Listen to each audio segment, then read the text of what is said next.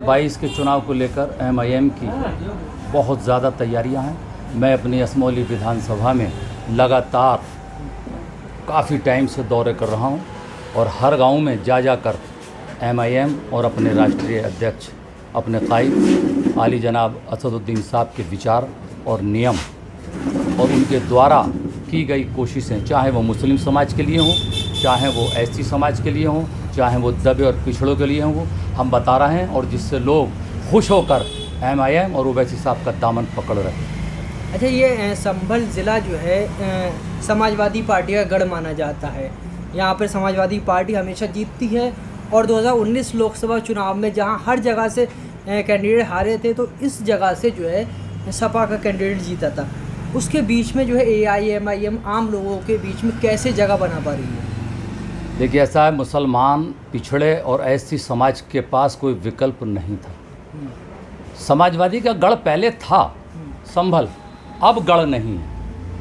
पहले गढ़ रहा, अब गढ़ नहीं है, क्योंकि मुस्लिम समाज को जितना समाजवादी से धोखा मिला है शायद ही हिंदुस्तान में किसी पार्टी से मिला है। समाजवादी ने मुसलमानों के साथ बहुत बड़ा विश्वासघात किया है। 6% वोट यादव है और लगभग 23% वोट मुसलमानों का है।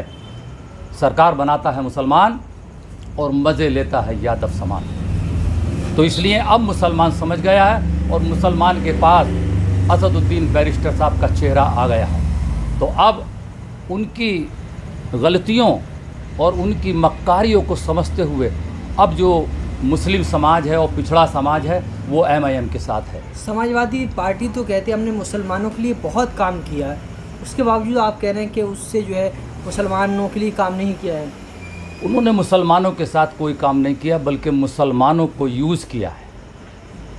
अगर वो काम करते तो मुसलमानों के साथ नहीं, समाजवादी के लिए जिसने अपनी ज़िंदगी वक्फ कर दी आज़म खां, उनसे अच्छा मुसलमान, उनसे ख़ास मुसलमान यूपी में उनके पास नहीं है।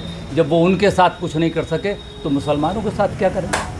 आज़म खान के लिए तो वो कह रहे हैं कि हम जो है लगातार प्रयास कर रहे हैं। वो प्रयास अब करें, लेकिन मोदी जी से जिस दिन शपथ ग्रहण में कान में बात हुई थी वो मैंने भी नहीं सुनी और आपने भी नहीं सुनी, लेकिन मेरा अनुमान है कि उस दिन जो कान में बात कही थी मुलायम सिंह यादव जी ने, शायद वो ये कहा था कि मेरे बेटे अखिलेश यादव का हाथ तुम्हारे हाथ में है, मेरे परिवार पर दया दृष्टि बनाए रखना। बाकी आज़म खां हो, अतीक इलाहाबादी हो, मुख्तार अहमद अंसारी हो, अगर आप कुछ भी करेंगे तो मैं और मेरा परिवार न सड़कों पर आएगा, न शोर मचाएगा, न जेल भरो आंदोलन करेगा, न कहीं रोड जाम करेगा। मैं चुप होकर अपने परिवार में बैठूंगा, आप कुछ भी करें मुझे कोई परवाह नहीं। इसीलिए आज़म खां के साथ आज तक उन्होंने कुछ नहीं किया। कहा यह जा रहा है कि आज़म खान जेल में है तो समाजवादी पार्टी इस वक्त अबू आज़मी और डॉक्टर शफीकुर रहमान को फ्रंट पर रख रही है। अच्छी, यही वजह है मुलायम सिंह यादव और उनका परिवार इतना होशियार है। मैं बता दूं, मैं बैलों की जोड़ी तो नहीं कहूँगा, लेकिन कांग्रेस का निशान पहले बैल जोड़ी था, अब पंजा हुआ है। उसमें एक बैल मुसलमान था और दूसरा बैल जाटव। जब वो जोड़ी हटी तो कांग्रेस नीचे गिरी। आज चूँकि आज़म खां का चेहरा उन्होंने अपनी फ्लेक्सियों पे से हटा दिया, अब मुसलमानों को जीतने के लिए, मुसलमानों को दिखाने के लिए, उनका वोट बैंक गलत तरीके से खींचने के लिए आज अखिलेश यादव को ज़रूरत है कि एक बाजू पे डॉक्टर बर्क और दूसरे बाजू पे सलीम शेरवानी, इसके बिना मुसलमान बेवकूफ़ नहीं बन पाएगा। इसलिए वो इन दोनों को, अबू हाशमी का तो नाटक ख़त्म हो गया, उन्होंने बहुत ज़्यादा अल्फाज कह दिए, अब उनका मुसलमानों में कुछ नहीं। अबू आसिम आज़मी जो है कभी डीएनए चेक करते हैं और अब जो है ये कह रहे हैं कि सपा की आंधी में एआईएमआईएम तो हवा हो जाएगी। सपा की आंधी, बसपा की, कांग्रेस किसी की आंधी नहीं है। अब यूपी के अंदर जिसके साथ असदुद्दीन ओवैसी मेरा कायद होगा उसकी आंधी चलेगी और बाकी सबकी हवाएं बंद हो जाएंगी 2022 में। अच्छा, एक बात समझने की कोशिश करेंगे आपसे कि असदुद्दीन ओवैसी का किसी बीजेपी लीडर के साथ आज तक जो फ़ोटो वायरल नहीं हुआ है, लेकिन स्मृति ईरानी के अलावा बाकी जो अखिलेश यादव हो या मायावती ने साथ में सरकार बनाई है, ममता भी साथ में रही है, उनको कभी बी टीम नहीं कहा जाता है, ओवैसी साहब को बी टीम कहा जाता है। उस पर आप क्या कहेंगे? देखिए, जो बी टीम का मामला है, मैं एक बात कहने के बाद आपको डिटेल से बता दूं बी टीम क्यों कहा जा रहा है। अगर असदुद्दीन ओवैसी साहब आज टिकटों को कहें तो अखिलेश यादव 50 टिकट सापा के असदुद्दीन ओवैसी साहब को दे देंगे कि ये आप बांट दें अपने लोगों को। मान लीजिए एक टिकट असमौली से भी मुझे देते हैं असदुद्दीन ओवैसी साहब, लेकिन मैं साइकिल के निशान पर लड़ूंगा। और अगर कल ऐलान करेंगे अखिलेश यादव जी, मैं चाहता हूं कि अभी आज़म खां बहुत दिनों जिएं, क्योंकि वो भी हमारे कायद हैं, बहुत लंबी उम्र हो, लेकिन अगर मैं उनके दिए हुए निशान पर जीता असमौली से, लेकिन मैं ताबेदार अखिलेश यादव का रहूँगा।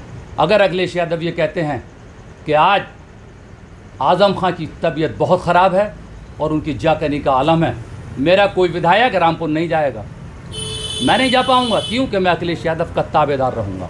असदुद्दीन ओवैसी साहब को बी टीम इसलिए कहा जाता है, हालांकि यादव परिवार का कोई प्रोग्राम, कोई लगन, कोई मंगनी, कोई शादी, सैफई शो, आज तक उनके जन्मदिन अखिलेश यादव के बच्चों का, या योगी की शपथ ग्रहण समारोह, या मोदी जी का शपथ ग्रहण समारोह, ऐसा कोई प्रोग्राम यादव परिवार का आज तक नहीं है जिसमें योगी और मोदी जी और अमित शाह शामिल न हों।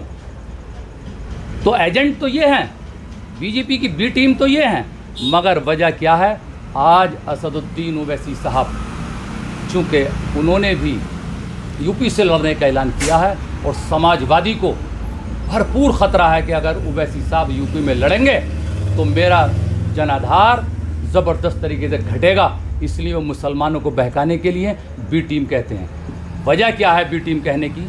असदुद्दीन ओवैसी साहब का नारा है साझेदारी, ताबेदारी नहीं, साझेदारी। और इन जितने भी दल हैं, चाहे वो बसपा हो, इनको घबराहट ये है, अगर इन्होंने 10 सीटें मात्र ओवैसी साहब को दी और हम उनमें से 8 जीते तो हम 4% के साझी हुए। सक्सर कमेटी की रिपोर्ट है कि मुसलमान 1% भी पढ़ा लिखा नहीं है। तो अगर 4% के ओवैसी साहब यूपी में साझी होंगे और मुसलमान 1 पढ़ा लिखा है, तो फिर 3 नौकरियां तो हमारी रह जाएंगी। पढ़ा लिखा 1 है 100 में, और 100 में 4% के साझी होंगे असदुद्दीन ओवैसी साहब, यानी यूपी का मुस्लिम। तो ये इसलिए ओवैसी साहब से गठबंधन करने पे तैयार नहीं है, जबकि वो साझेदारी मांग रहे हैं, क्योंकि ये जानते हैं कि असदुद्दीन ओवैसी की कौम, ये मुस्लिम मिल्लत, ये पिछड़ा समाज और ये एससी और ये जो दबे कुचले लोग हैं, फिर 4% में पता चलेगा कि यूपी की जिन नौकरियों में आज तक मुसलमान ने दरवाज़ा नहीं देखा, उस ऑफिस में जाकर मुसलमान बैठेगा। इसलिए अगर साझेदारी की बात ख़त्म कर दें तो आज अखिलेश यादव के लिए ओवैसी साहब से अच्छा कोई नहीं। लेकिन हम घबराहट बिल्कुल नहीं है, यूपी में गठबंधन हो या न हो, एमआई अपने दम पर लड़ेगी और बिहार से लगभग 25 गुना मजबूत इंशाल्लाह हम लड़ेंगे यूपी में।